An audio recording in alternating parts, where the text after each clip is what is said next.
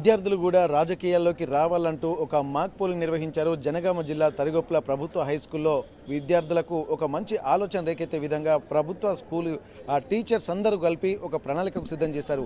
అదే ఇప్పుడు ప్రస్తుతం నడుస్తున్నటువంటి రాజకీయాల్ని ఎవరు శాసించాలి, ఎవరు రాజకీయాల్లోకి రావాలన్నటువంటి కాన్సెప్ట్ను తెరతీసే విధంగా విద్యార్థులకు స్కూల్లో ఒక మాక్ పోలింగ్ నిర్వహించి రాజకీయాల మీద కూడా అవగాహన కల్పించేటువంటి ప్రయత్నం చేస్తున్నారు. రాజకీయాలు ఎవరి కోసం చేస్తున్నారు, రాజకీయాల్లో ఎటువంటి వారు ప్రస్తుతం రాజకీయాల్ని చేస్తున్నారన్నటువంటి కాన్సెప్ట్ చూస్తుంటే అనేక అంశాలు కూడా తెర మీదకి వస్తాయి. ప్రస్తుతానికి రేపు సమసమాజ నిర్మాణం జరగాలన్నా కానీ, రాజకీయాలు ప్రక్షాళన జరగాలన్నా, మంచి వ్యవస్థ నిర్మాణం కావాలన్నా కానీ విద్యార్థులు రాజకీయాల్లోకి రావాలన్నటువంటి ఒక కొత్త ఆలోచనకు చేసి విద్యార్థులకు మాక్ పోలింగ్ నిర్వహించారు. ప్రస్తుతానికి జనగామ జిల్లా తరిగొప్పల గ్రామానికి చెందినటువంటి మండల కేంద్రానికి చెందినటువంటి ప్రభుత్వ హై స్కూల్ టీచర్లు మనతో ఉన్నారు. ప్రస్తుతానికి శ్రీరామ్ సార్ మనతో ఉన్నారు. వాళ్ళందరూ టీచర్లందరూ కూడా ఒక యూనిటీతో, ఒక ప్రణాళికతోటి బాధ్యతాయుతమైనటువంటి నిర్ణయం తీసుకున్నారు. మరి ఆలోచన ఎందుకు వచ్చింది ఒకసారి శ్రీరామ్ సార్తో మనం మాట్లాడదాం. నమస్తే సార్. ఇప్పటి వరకు ఇక్కడ అందరూ సాఫ్ట్వేర్కి వెళ్ళాలి అటువంటి కాన్సెప్ట్లు ఉంటారు, బిజినెస్ ఎంబీఏ చేయాలి, లేకపోతే పోలీస్ ఆఫీసర్ కావాలి అని చెప్పి అంటారు. పిల్లల్ని కూడా రాగానే మీరు ఏమవుతారు అదని చెప్పి అనగానే అందరూ ఐఏఎస్ అంటారు, ఐపీఎస్ అంటారు, ఒక్కొక్కరు చెప్తారు. కానీ రాజకీయాలను మాత్రం ఎవరు చెప్పరు. కానీ ఒక మంచి ఆలోచన మీరు తెరదీశారు. నిజంగా ఏ ఇన్స్పిరేషన్ తోటి మీరు ఈ ఆలోచనకు ప్లాన్ చేశారు సార్? భారతదేశము ప్రజాస్వామ్య దేశము, అందులో రాజకీయ రంగం అనేది అతి ప్రధానమైనది. ఆ రాజకీయ రంగంలోకి ఎవరు ఉద్యోగవంతులు కానీ మేధావులు కానీ అందరూ దూరంగా ఉంటున్నారు. ముఖ్యంగా ఏంటంటే మేధావులు ఉద్యోగవంతులు పోటీ చేయడానికి వెనుక జరగడమే కాకుండా కనీసం ఓటు చేయడానికి కూడా ముందుకు రాకపోవడం చాలా దుర్మార్గమైనది. ఇది భారతదేశాన్ని ఏం చేస్తుంది అంటే ఎవరైతే రాజకీయాల్లోకి రావద్దో వాళ్ళనే ఎన్నుకునేలా చేస్తుంది. దాంతో భారతదేశం ఏమవుతుంది అంటే మనం సపోజ్ మనకంటే 1 year ఆలస్యంగా స్వతంత్రం వచ్చే చైనా మనకంటే ఎన్నో రేట్లు ముందు అందులో ఉంది. మన భారతదేశం యొక్క బడ్జెట్ $4 trillion అయితే ఇలా చైనా యొక్క బడ్జెట్ 20,000 కోట్ల $1 trillion ఉన్నది. అంటే ఆ దేశం మనకంటే చాలా ముందెళ్ళినప్పుడు ఎందుకు వెళ్తుంది? మన దగ్గర ఉన్న రాజకీయ వ్యవస్థకు చాలా లోపాలు ఉన్నట్టుగా నాకు కనబడుతుంది. ఎందుకంటే యాజ్ ఏ సోషల్ స్టూడెంట్గా ముఖ్యంగా ఏంటి అంటే రాజకీయం అనేది ఒక ప్రొఫెషన్ కావాలి, రాజకీయం అనేది ఒక చదువు కావాలి. ఎవరైతే విద్యార్థులకు అది ఎప్పటి నుంచి రావాలంటే చిన్ననాటి నుండి రావాలనే సంకల్పంతో మా పాఠశాల బృందం అంతా కూడా ఆలోచించి పిల్లల్లో ఆ చైతన్యం తీసుకురావడానికి ప్రయత్నం చేయడం జరిగింది. అందుకోసం ఎన్నికల నోటిఫికేషన్ ఇచ్చినాము, గుర్తులను కేటాయించినాము. సాధారణ ఎన్నికలు ఎలా అయితే జరుగుతాయో పాఠశాలలో కూడా ఉపాధ్యాయులందరం కలిసి అలాగానే ప్రక్రియను నిర్వహించడం జరిగింది.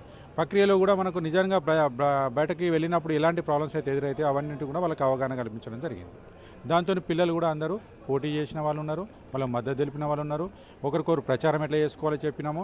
ప్రచారం చేసుకున్నప్పుడు కూడా ఒక వ్యక్తికి ఎక్కువ ఓట్లు వస్తాయి, ఒక వ్యక్తికి తక్కువ ఓట్లు వస్తాయి. ఎందుకు తక్కువ ఓట్లు వస్తాయి, ఎందుకు ఎక్కువ ఓట్లు వస్తాయి అంటే మనము వాళ్ళకి ఆకర్షణీయంగా వాళ్ళకి నచ్చే విధంగా మనం ప్రవర్తించినప్పుడు వాళ్ళు మనకు ఎక్కువ ఓట్లు వేస్తారు.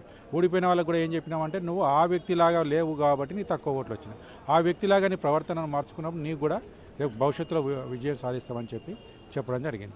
ముఖ్యంగా ఇంకోటి కూడా ఏంటంటే ఓటర్లు అందరూ కూడా మనకు బయట మద్యము, డబ్బులకు, ప్రలోభాలకు గురవుతున్నారు. ముఖ్యంగా కుల వ్యవస్థ కూడా ప్రభావం చూపెడుతుంది.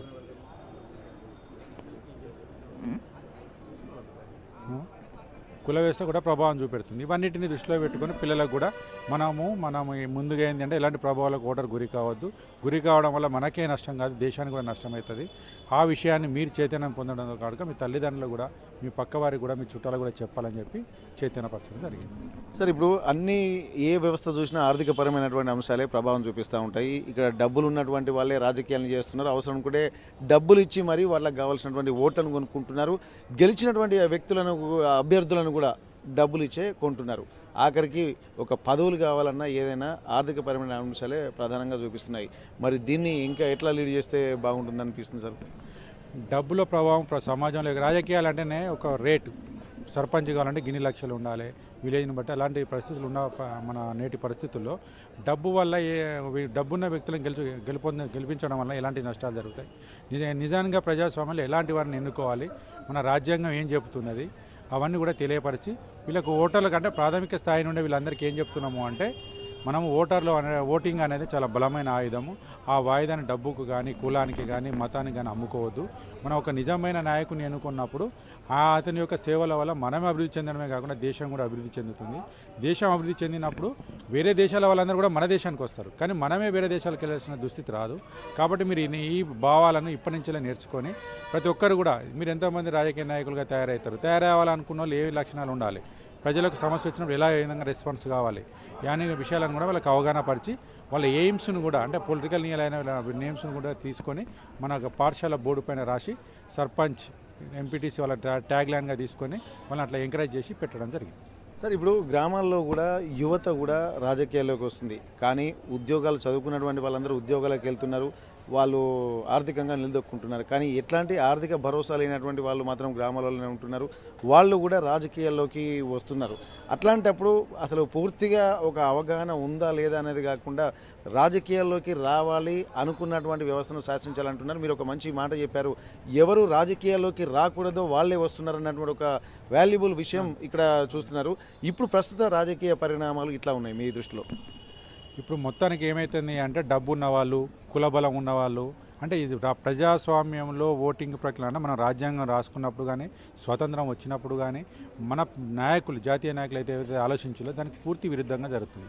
దానికి ప్రధాన కారణం ఏంటి అంటే, విద్యా వ్యవస్థలో రాజకీయ రంగానికి సంబంధించిన పాఠాలు బోధించకపోవడము, రెండవది ఏంటి అంటే రాజకీయ చైతన్యం వాళ్ళకి కల్పించకపోవడము, మూడవది ఏంటి అంటే వాళ్ళకు ఉద్యోగము అంటే ఏం చేయాలి, చదువుకున్న వాళ్ళ పిల్లవానికి తల్లిదండ్రులు కూడా ఏం చెప్తారంటే, అరే బిడ్డను సాఫ్ట్వేర్ కావాలి, లేకపోతే ఐఏఎస్ కావాలి, కలెక్టర్ కావాలి, తర్వాత నువ్వు వేరే దేశానికి వెళ్ళిపోవాలనే చెప్తారు తప్ప, ఒక రాజకీయ నాయకులు దేశాన్ని బాగు చేయి, కనీసం ఒక వార్డు మెంబరే నీ వార్డును బాగు చేయి, నీ వార్డులో ఉన్న ఒక నలుగురు పేద ప్రజలకు సహాయం చేయి, కనీసం నీ చదువుకున్న విద్యావంతులు ఎవరైనా ఊళ్ళో ఉన్నవాళ్ళు ఓ నలుగురు ప్రభుత్వ పాఠశాల విద్యార్థులకు ట్యూషన్ చెప్పినా కూడా, వాళ్ళకు ఫ్రీగా ట్యూషన్ చెప్పినా కూడా వాళ్ళు కూడా చైతన్యమవుతారు. అలాంటి సేవా కార్యక్రమాలను కూడా నేర్పే పరిస్థితిలో మా విద్యా వ్యవస్థ లేదు.